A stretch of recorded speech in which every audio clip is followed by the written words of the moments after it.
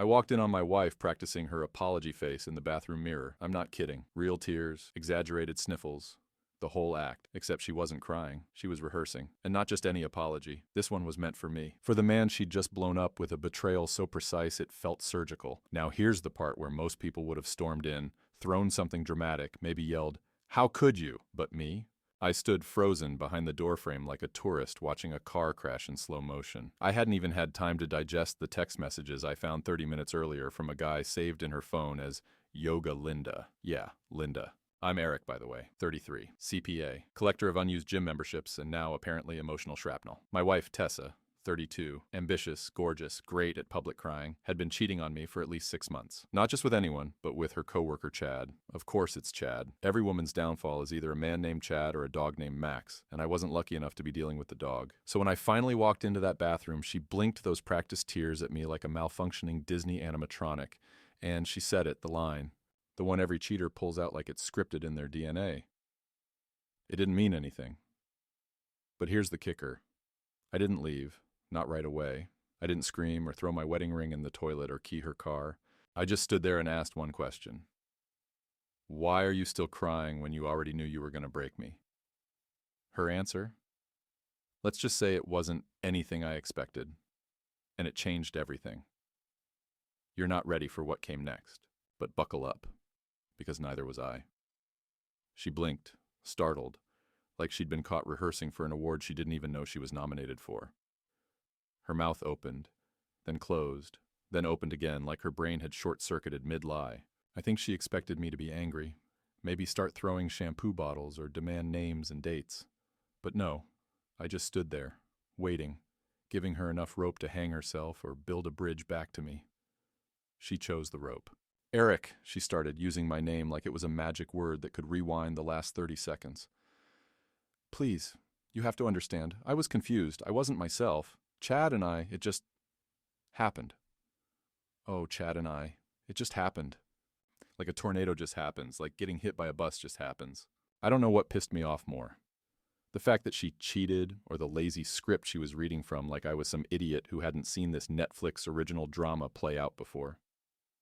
You weren't yourself, I repeated, deadpan, arms crossed. So who were you? A malfunctioning Sims character with no moral settings? Because last I checked, not yourself isn't a valid excuse for betrayal.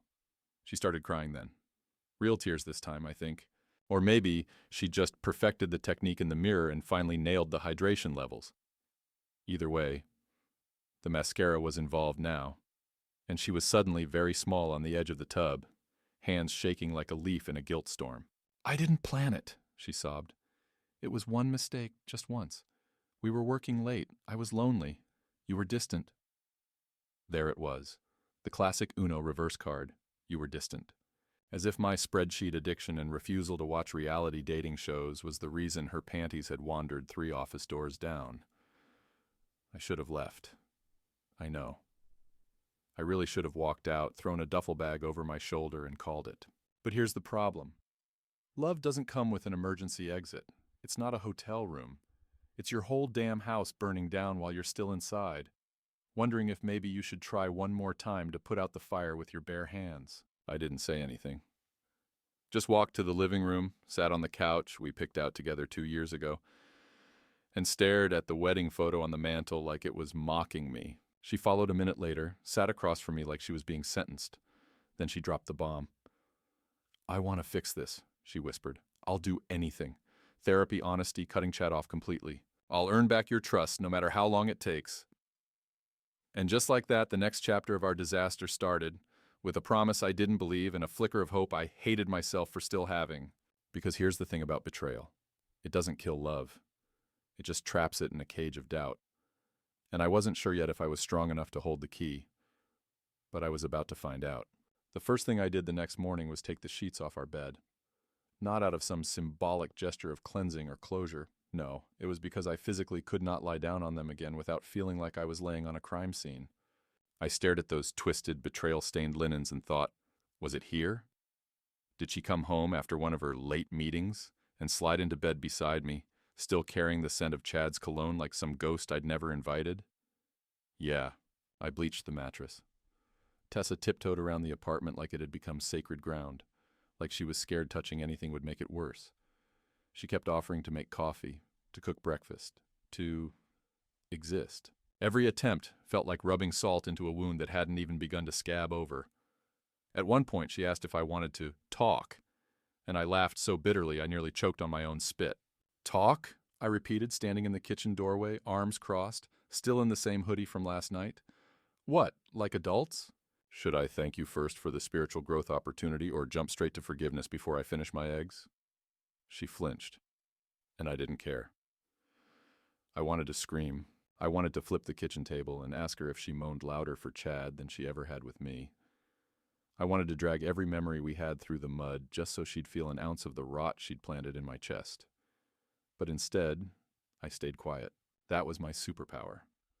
Silence that felt like a loaded gun. She cried again. Of course she did. Because somehow I was making her feel bad. And then she said it. The line that almost made me black out from pure, undiluted rage. I didn't tell you because I didn't want to hurt you. Oh. Oh, okay. So it was a mercy lie. Like a benevolent dictator hiding mass graves behind motivational speeches. That's wild, I said, voice flat. Because sleeping with another man behind my back while I was planning our anniversary trip felt exactly like compassion. Her eyes widened. She didn't know I knew about the trip.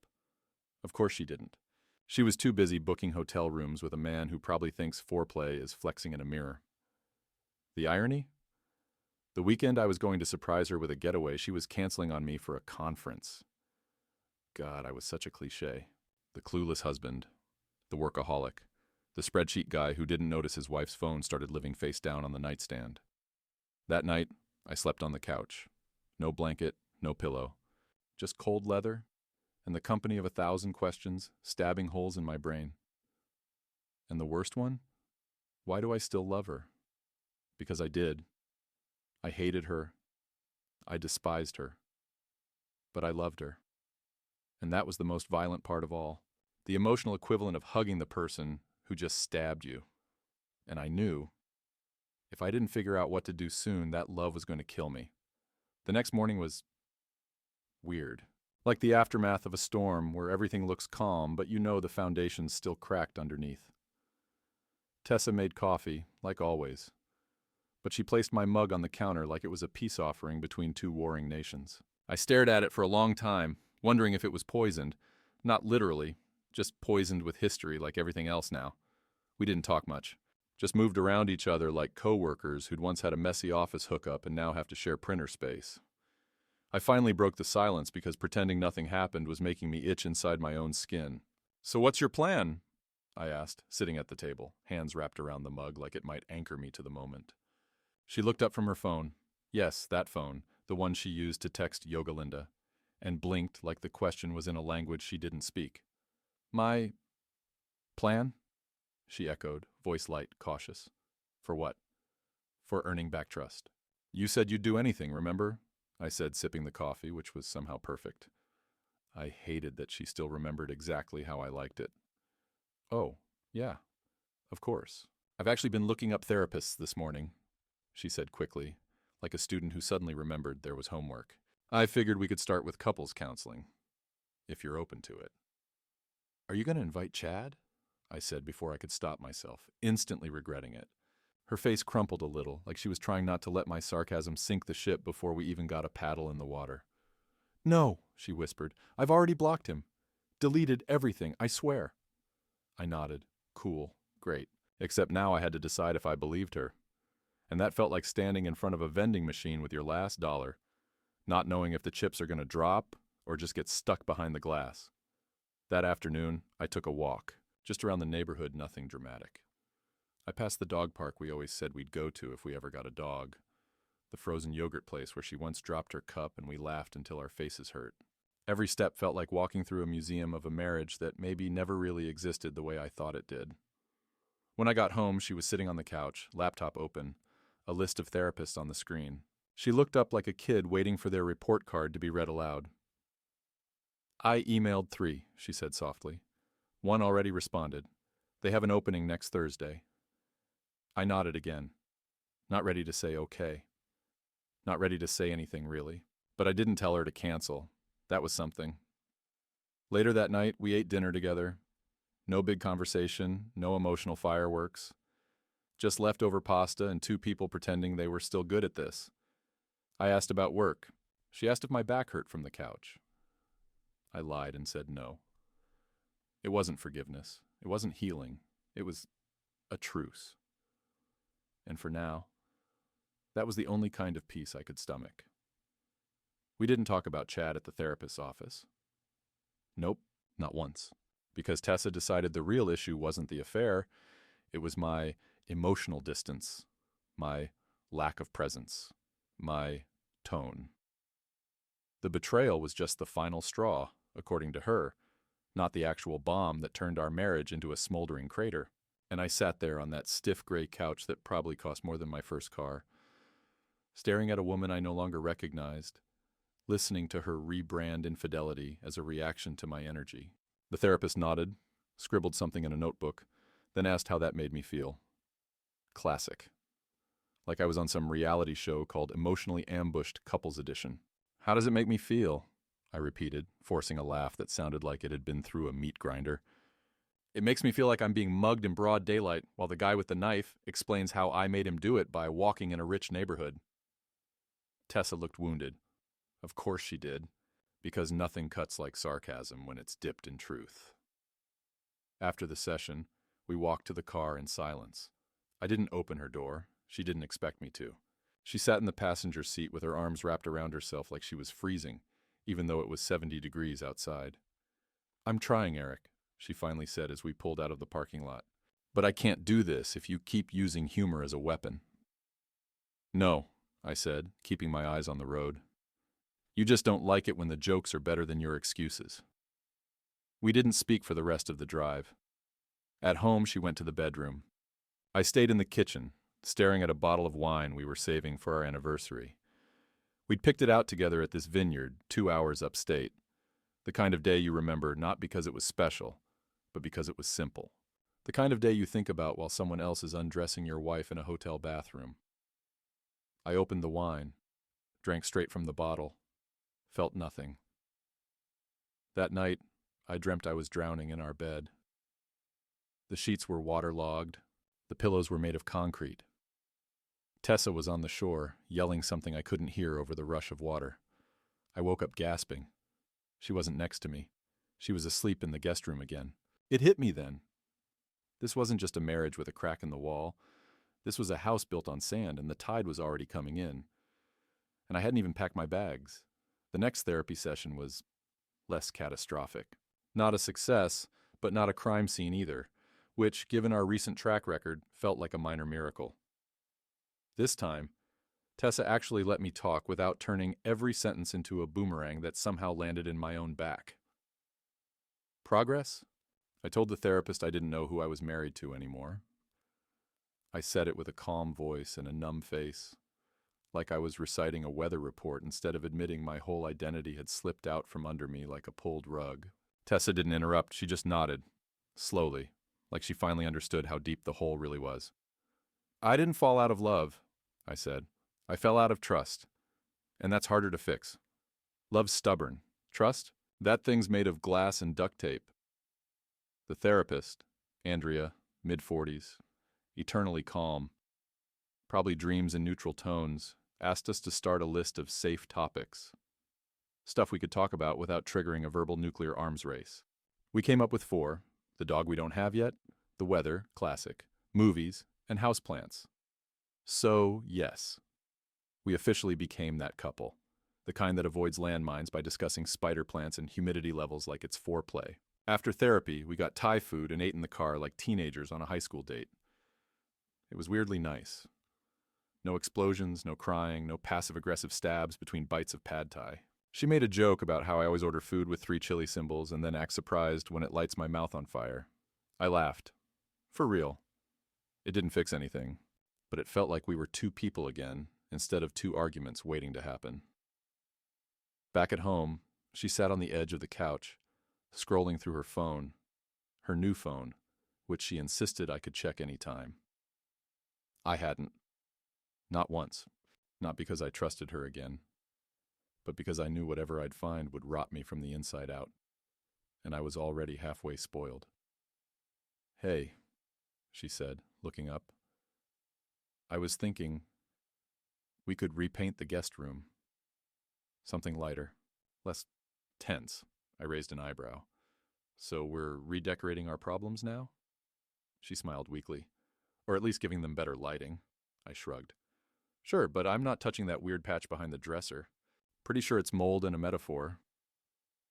We picked out paint samples online that night. Sage green, soft beige, a color called Peaceful Cloud that made us both roll our eyes but secretly kind of like it. That night, we both slept in the same bed. There was no touching, no talking, just the quiet presence of someone who used to be your everything, breathing next to you like maybe, just maybe, they still could be. It wasn't love, but it was almost comfort. And for now, that was enough. I found an old hoodie in the back of the closet, one of mine, but not just mine. It was the one Tessa used to steal when she was cold. The one she wore that weekend we got snowed in at the cabin and ended up eating instant noodles by candlelight, laughing like idiots. That hoodie used to smell like her shampoo and something soft I never had a name for. Now it smelled like dust. I don't know why I put it on. Maybe I was looking for a ghost. Maybe I just wanted to feel something that didn't burn. She walked into the room while I was holding it.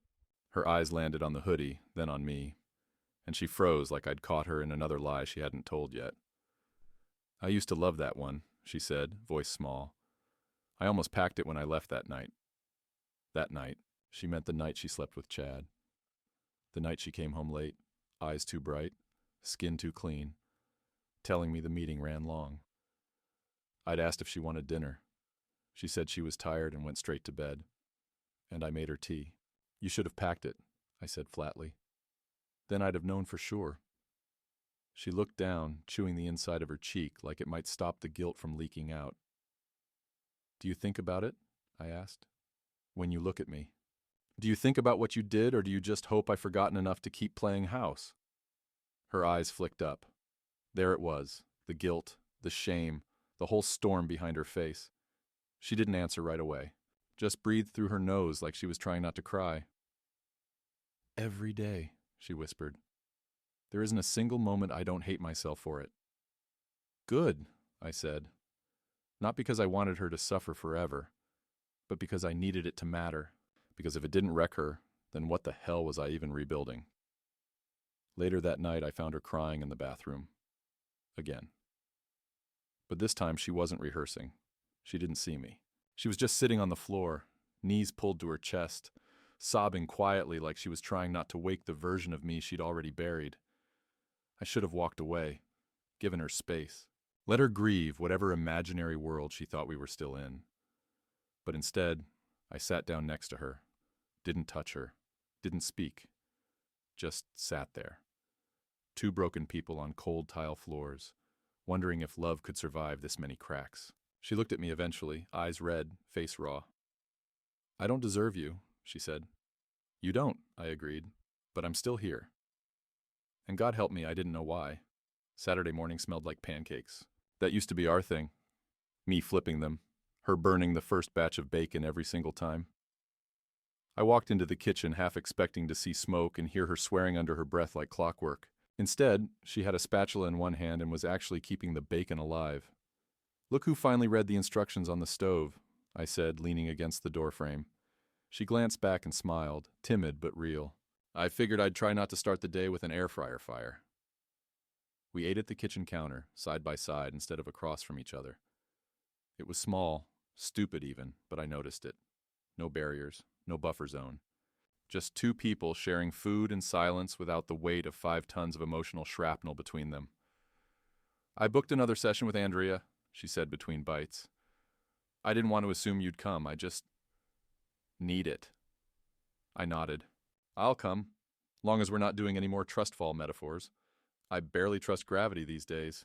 She laughed, not the whole belly kind we used to share, but a genuine crack in the ice. And for a second, the apartment didn't feel like a war memorial. It felt like home. Later, we took a walk. No real destination, just sneakers and sidewalks. We passed the bookstore we always said we'd go back to, but never did. And I surprised both of us by actually suggesting we stop. We browsed like tourists in our own memories. I found an old detective novel I used to read in college. She picked up a cookbook she had once bookmarked online but never bought.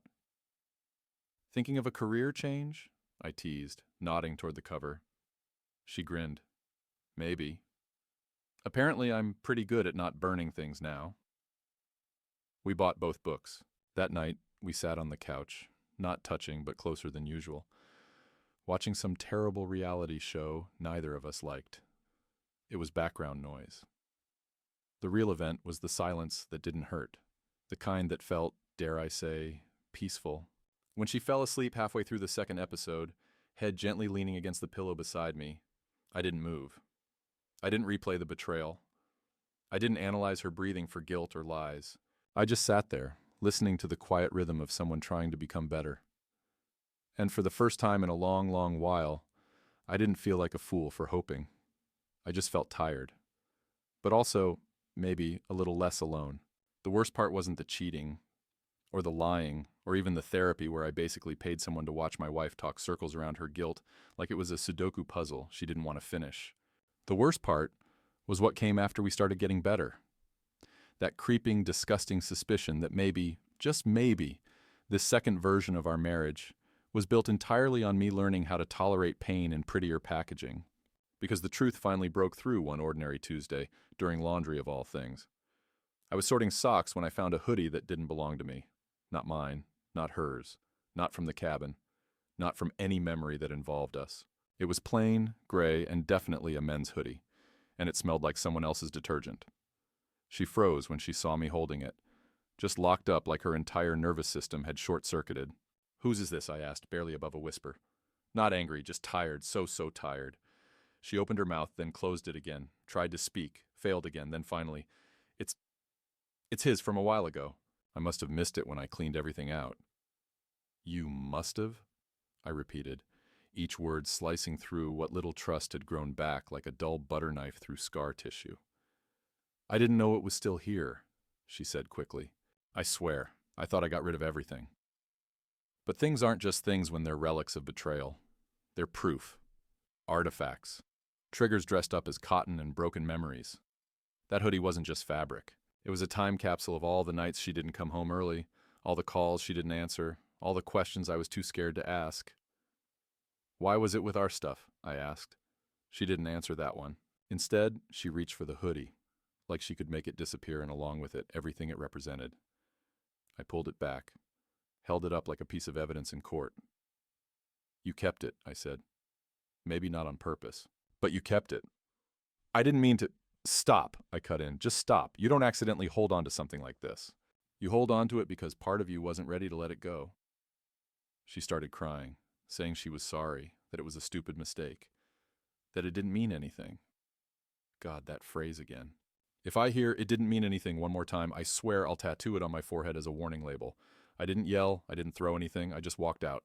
No dramatic exit, no threats. I just needed air.